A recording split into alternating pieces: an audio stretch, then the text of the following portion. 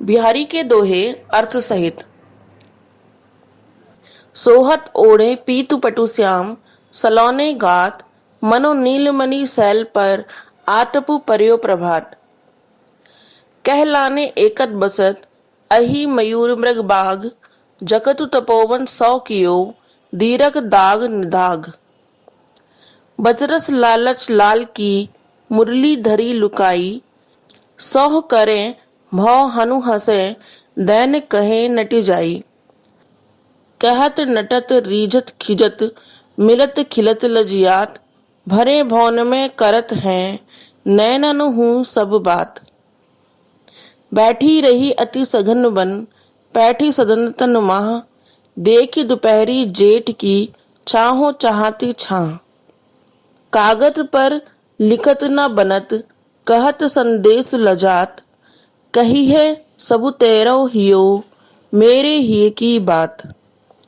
प्रगट भय दुज राजकुल, सुबस बसे ब्रज आई, मेरो हरो कलेश सब, केशव केशव राई। जप माला छापे तिलक सरै न एकौ कामु, मन कांचे नाचे वृथा, साचे राचे रामु। बिहारी के दोहे अर्थ। सोहत ओढ़े पीतु पटु श्याम, सलौने गात, मनो नीलमणि सैल पर, आतपु पर्यो प्रभात। बिहारी के दोहे की उपर्युक्त पंक्तियों में कवि बिहारी जी ने श्री कृष्ण के रूप सौंदर्य का वर्णन किया है। उन्होंने लिखा है, श्री कृष्ण के सांवले शरीर पर पीले रंग के वस्त्र ऐसे लग रहे हैं मानो नीलमणि पर्वत पर सुबह सुबह सूर्य की किरणें पड़ रही हों। कहलाने एकत बसत, अहि मयूर मृग बाग, जगतु तपोवन सौ कियो, दीर्घ दाग निदाग। बिहारी के दोहे की प्रस्तुत पंक्तियों में बिहारी जी ने ग्रीष्म ऋतु की भयंकर गर्मी का वर्णन किया है। वे यहाँ कहते हैं कि जंगल में पड़ रही भयंकर गर्मी के कारण एक दूसरे की जान के प्यासे जंगली जानवर जैसे बाघ, सांप, मोर, हिरन आदि आपसी शत्रुता भूलकर तपस्वियों की तरह शांति से एक साथ रह रहे हैं। बतरस लालच लाल की, मुरली धरी लुकाई, सहो करें भौ हनु हसे, दैन कहे नटि जाई। बिहारी की दोहे की इन पंक्तियों में गोपियां एक दूसरे से बातचीत करते हुए कह रही हैं कि हे सखी, हमने श्री कृष्ण से बात करने के लालच में उनकी मुरली छिपा ली है ताकि उनका पूरा ध्यान हम पर रहे और हम उनसे प्रेम भरी बातें करके सुख प्राप्त कर सकें। श्री कृष्ण तरह तरह की कस्में देकर उनसे मुरली के बारे में पूछते हैं, लेकिन वे नहीं बताती। फिर जब श्री कृष्ण को यकीन हो जाता है कि गोपियों को मुरली के बारे में नहीं पता है, तब वे अपनी भौं टेढ़ी कर हंसने लग जाती हैं।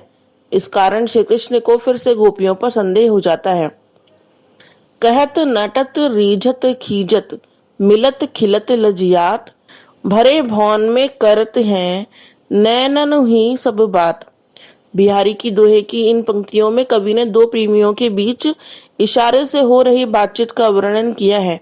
कवि कह रहे हैं कि तमाम लोगों की भीड़ बीच में भी दो प्रेमी एक दूसरे से आंखों ही आंखों में इस तरह बात करते हैं कि दूसरे लोगों को पता भी नहीं चलता। इशारे इशारे में प्रेमी अपनी प्रेमिका से कुछ पूछता है और प्रेमी उसका उत्तर ना में दे देती है, जिससे प्रेमी रूठ जाता है और उसे मनाने के लिए प्रेमिका आंखों ही आंखों में इशारे करती है। जब दोनों की आंखें मिलती हैं तो दोनों ही शर्मा जाते हैं। बैठी रही अति सघन बन, पैठी सदन तन माह, देखी दोपहरी जेठ की, छाहों चाहती छाह।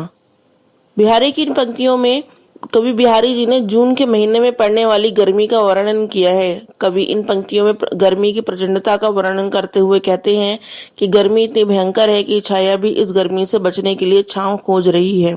वह इस गर्मी से बचने के लिए या तो घने जंगलों में कहीं छुप गई है या फिर किसी के घर के अंदर चली गई है।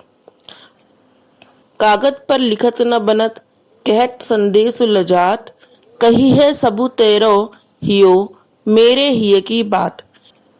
बिहारी की दोहे की प्रस्तुत पंक्तियों में कवि ने एक नायिका की विरह का वर्णन किया है जो कि अपने प्रेमी से दूर है। वह अपने प्रियतम को अपनी स्थिति बता नहीं पा रही है। अब वह किसी कागज में प्रेम पत्र लिखकर अपनी पीड़ा व्यक्त नहीं कर पा रही है। उसे किसी को अपनी पीड़ा का संदेश भेजने में भी शर्म आ रही है। अंत में नायिका अपने प्रेमी से कहती है कि जिस तरह मेरा हृदय आपके लिए तरस रहा है, उसी तरह मेरा हृदय भी आपके लिए तड़प रहा होगा। इसलिए आप मेरे हृदय की व्यथा अपने दिल से ही पूछ सकते हैं। वह आपको मेरे दिल के हाल के बारे में सब कुछ बता देगा। प्रगट भये दुजराज कुल, सुबस बसे ब्रज आई, मेरो हरो कलेश सब, केशव केशव राई। बिहारी की इन पंक्तियों में कवि श्री कृष्ण से कहते हैं कि आपने स्वयं ही चंद्रवंश में जन्म लिया और ब्रज आकर बस गए, जहां उन्हें सब केशव कह के पुकारते थे। बिहारी जी के पिता का नाम केशव राय था, इसलिए कवि श्री कृष्ण को पिता समान मानते हुए उनसे अपने सभी दुख हरने की विनती करते हैं। जपमाला छापे तिलक सरैना एको कामू, मन कांचे नाचे वृथा, साचे राचे रामू। बिहारी के दोहे की इन पंक्तियों में कवि ने धार्मिक आडंबरों के स्थान पर सच्चे मन से ईश्वर की भक्ति करने पर जोर दिया है। उनके अनुसार यदि आपका मन स्थिर नहीं है तो हाथ में माला लेकर, माथे पर तिलक लगाकर एवं भगवान का नाम लिखे वस्त्र पहनकर बार बार राम राम चिल्लाने से कोई फायदा नहीं होगा। कवि के अनुसार मन तो कांच की तरह कोमल होता है, जो इधर उधर की बातों में भटकता रहता है। अगर हम अपने मन को स्थिर करके ईश्वर की आराधना करें, तभी हम सच्चे मन से भक्त कहलाने के लायक हैं। धन्यवाद।